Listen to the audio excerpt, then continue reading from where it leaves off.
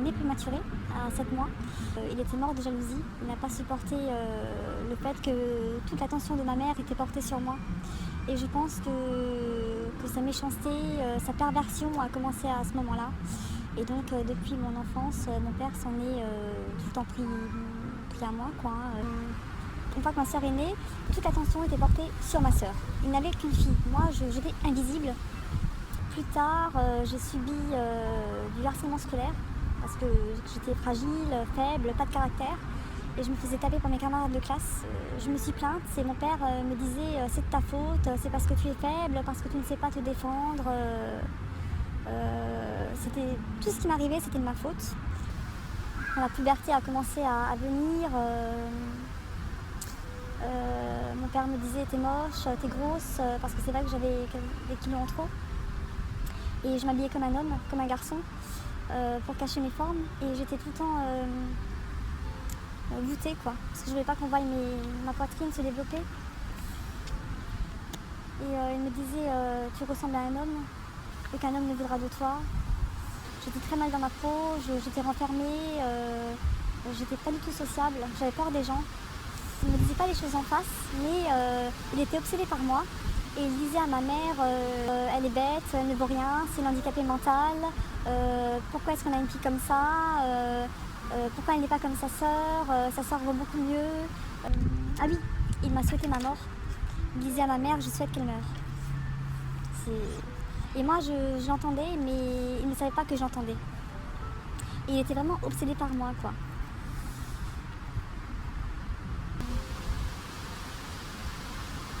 C'est pas facile. Il était aussi violent physiquement. Il frappait ma mère, il me frappait. Une fois, j'étais dans ma chambre et comme je souffrais de boulimie, donc j'avais tendance à vider tout le frigo. Et une fois, je suis descendue, j'ai pris un bonbon et là, il est devenu fou. Donc j'ai voulu monter les escaliers pour retrouver ma chambre et là, il m'a pris par les cheveux, il m'a descendu par les escaliers. Et j'ai hurlé, ma mère, elle a hurlé. Et j'ai couru, je suis sortie de la maison et je suis allée chez la voisine d'à côté pour me réfugier chez elle. Et ma mère, elle était en panique, elle a téléphoné à ma grand-mère et à mon oncle pour qu'ils viennent me chercher. Et il faut savoir que mon père était un voleur. Ça veut dire que tout le salaire que je recevais pendant mes vacances scolaires, c'est lui qui prenait l'argent. Je n'avais pas de compte en banque et donc mon salaire allait sur son compte en banque à lui. Et je n'ai jamais vu la couleur de l'argent. Et il ne pensait qu'à moi, j'étais vraiment son obsession. Hein. Et quand ma mère descendait le rejoindre dans la cuisine, tout de suite il parlait de moi et c'était tout le temps me rabaisser, quoi. Je veux qu'elle dégage de la maison, je ne peux plus la voir en peinture. Donc il a vraiment tout fait pour que je parte. Et au lycée, donc j'ai été voir une assistante sociale et puis elle m'a aidée à sortir de cet enfer. Et c'est là qu'elle m'a trouvé le foyer jeune travailleur. Mais souvent, quand je rentrais à l'internat le dimanche soir, ça se passait tellement mal le week-end que j'avais tendance à prendre un cutter et puis à me faire mal, quoi. Donc j'ai encore des cicatrices. Je me faisais mal toute seule pour me punir en quelque sorte. En 2016, mon ex-compagnon que j'aimais à la folie m'a quittée. Ça a été...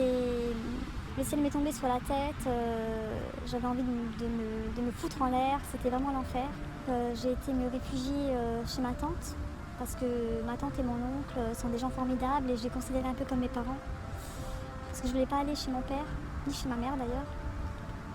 Et mon père n'a pas supporté parce que son ego en a pris un coup. Donc il a exigé auprès de son frère de ne plus s'occuper de moi parce qu'il avait honte. Hein. Donc j'ai été chez mon père. Et puis là, j'étais un zombie, j'étais sous médicaments, je prenais des antidépresseurs. Et mon père me parlait dans la cuisine.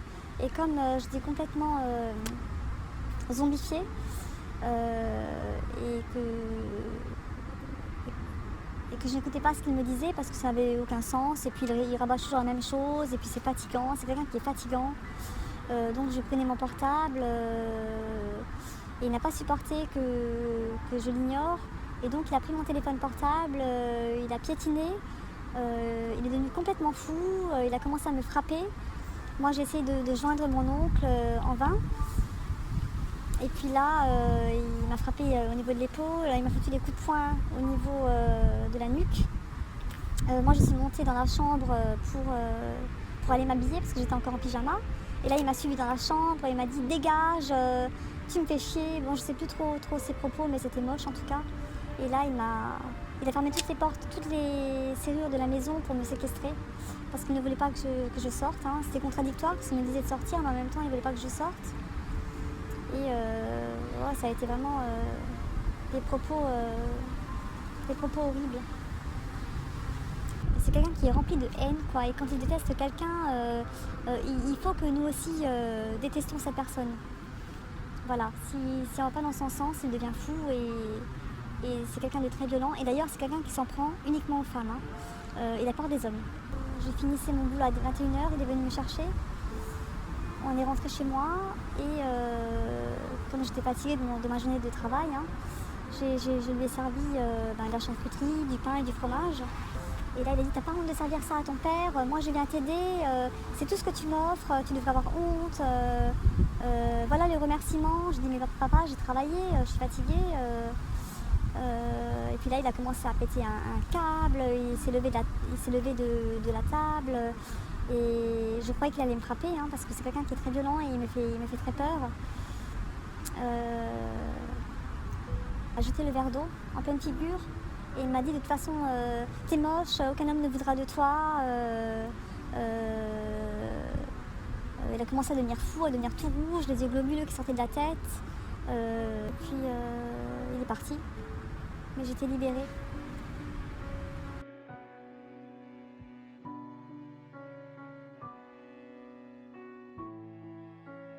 Alors je suis quelqu'un d'extrêmement mal dans ma peau, très renfermée. Je souffre toujours de troubles alimentaires, de boulimie et d'anorexie.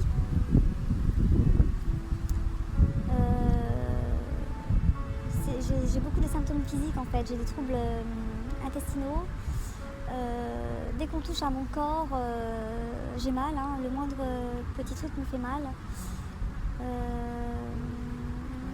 J'ai essayé de changer mon apparence physique, c'est-à-dire je me suis teint les cheveux pour oublier ce passé, en quelque sorte. Hein. J'ai fait un peu de chirurgie esthétique, parce que j'avais le même nez que mon père, et j'ai changé mon nez, donc plus avoir son nez. J'ai fait des injections d'acide hyaluronique qui se sont très mal passées. D'ailleurs, j'étais 3 mois en arrêt maladie parce que j'ai fait des malaises, crises d'angoisse. Mon corps n'a pas supporté les injections, donc j'étais comme empoisonnée. J'ai fait une simple mammographie, un examen banal. J'avais mal pendant 2 mois. Je ne pouvais même pas lever le bras tellement j'avais mal. Mais dès qu'on touche à mon corps, ça a un impact très important. Hein. Sexuellement aussi, il y a des blocages. Avec mon ex-compagnon, d'ailleurs, il m'a quitté aussi par rapport à ça parce qu'il n'y avait absolument plus de rapport intime entre nous. Il y avait allé à un rapport sexuel par an. Ouais, et encore, je me forçais. Hein. Je suis quelqu'un de pas très sociable. Je crois que je me suis beaucoup améliorée ces derniers temps. Hein. Il y a encore peut-être 5 ans, c'était inimaginable que je porte une robe ou une jupe. Je portais toujours des pantalons. Mais là, je commence à me féminiser parce que j'ai rencontré un autre homme qui aussi essaye de me dire mais non, tu es belle,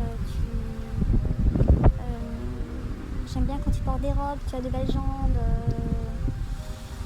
Il essaye de me valoriser, donc ça commence à je commence à me sentir un peu mieux dans ma peau. Hein. Et je suis quelqu'un de terriblement angoissé. Hein. Je fais des crises d'angoisse quotidiennes. Je rêve de mon père toutes les nuits. Et je me suis même dit que un jour, je vais crever, je vous le dis honnêtement, je vais crever dans mon sommeil. Un jour, je vais mourir dans mon sommeil. Parce que les nuits, je ne dors quasiment pas. Les nuits sont épouvantables. Et quand je dors, je rêve de lui. Je rêve de mon passé et je suffoque.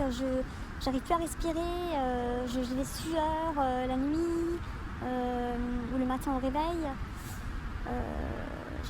C'est comme si j'ai tout fait en fait, hein. C'est l'enfer. La nuit, c'est l'enfer. Et même au travail, pendant ma pause, je ne me mets même pas avec mes collègues en salle de pause. Je vais m'isoler dans les vestiaires parce que j'ai besoin d'être tranquille et je veux parler à personne. J'ai très peu d'amis, hein. J'ai juste un ami en fait, ma meilleure amie du lycée, mais elle habite à présent dans le sud, et mon petit copain, c'est tout. Voilà, je fréquente que ces 3 personnes-là, autrement je ne fréquente personne. Je suis un peu sauvage. J'ai besoin d'être tranquille. Ce qui m'aide aussi beaucoup, c'est je fais beaucoup de choses manuelles. Je crée des bijoux, hein. Ça, des boucles d'oreilles, c'est moi qui les ai créées. Et ça permet aussi de me sentir mieux et de me dire j'arrive quand même à faire des choses, hein, parce que je pensais que j'étais bonne à rien, que je n'arrivais à rien. Pour moi, j'étais vraiment bonne à rien, quoi. J'étais pas bonne à marier, j'étais pas bonne niveau professionnel, je n'y arriverais pas. Après, c'est sûr que je voulais faire de la danse. Mon père n'a jamais voulu. J'ai toujours voulu faire quelque chose dans l'artistique. Mais mon père s'y est totalement opposé parce que pour lui, j'étais bonne à rien. Donc, c'était même pas la peine, hein.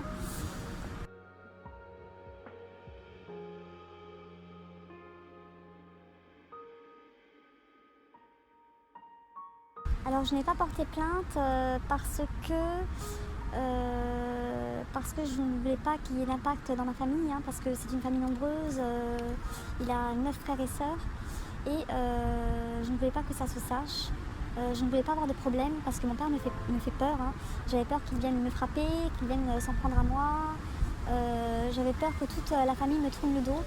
Et j'avais peur aussi de ne pas me faire entendre par la justice et par la police, hein.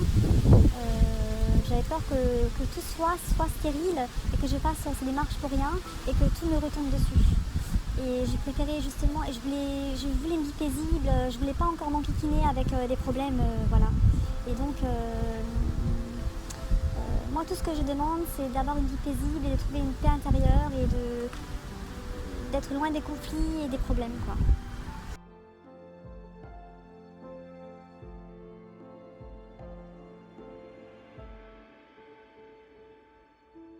Que ça a beaucoup d'impact psychologique et physique sur les personnes qui souffrent, qu'il faut les écouter,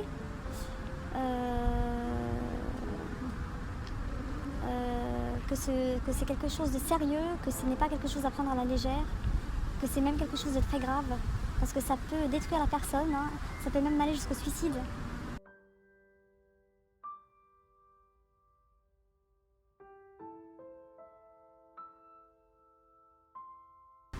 Déjà, ça permet aussi, le film peut aider à se sentir moins seul dans cette situation, à prendre conscience que ce qu'on vit n'est pas normal, à dénoncer ces psychopathes.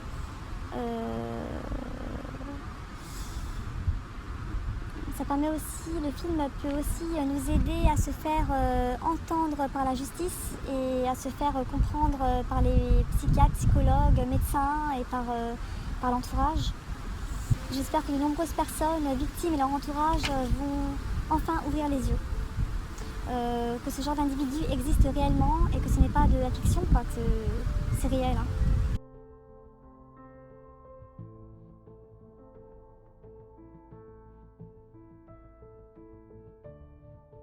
Alors si ce sont des enfants de pervers narcissiques, moi je